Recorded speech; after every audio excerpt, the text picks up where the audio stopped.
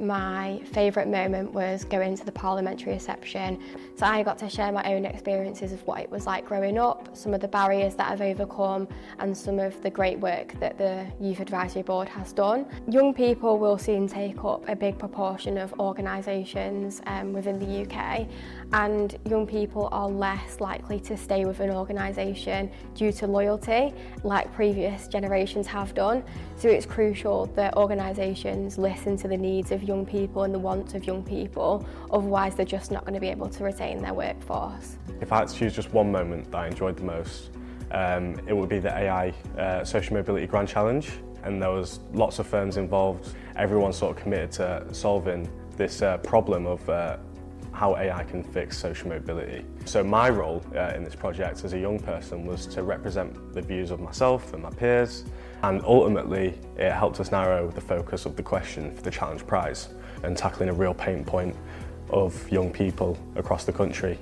When I was in Southampton, I was actually the only black girl in my year, and I was probably like one of the few who was on like free school meals and stuff like that.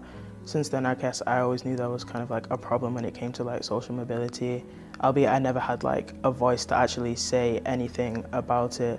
But since doing the programs, it has definitely opened up my mind to how big the problem is. When I was doing my industry placement with the Department for Education as a part of my T-level course, it was definitely something that I brought up quite often, because I feel like social mobility is definitely one of those things that are kind of being swept under the rug a bit.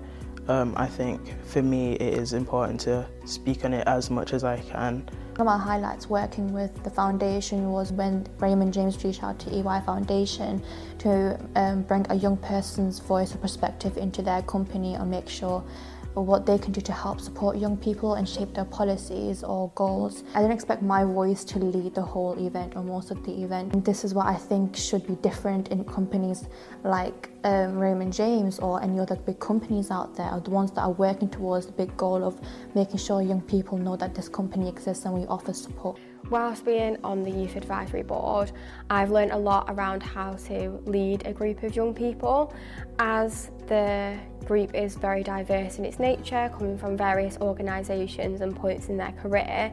We all have very different perspectives on young people and social mobility, so being able to learn how to bring everyone together and focus discussions has been a crucial learning element for me. So I've learned a lot in my role when it comes to sort of using your voice to make change, and I've seen a lot. I've seen the change that your voice can make, and obviously I've seen how responsive employers are to that. I think organisations like EY Foundation are doing a great job empowering young people to do so.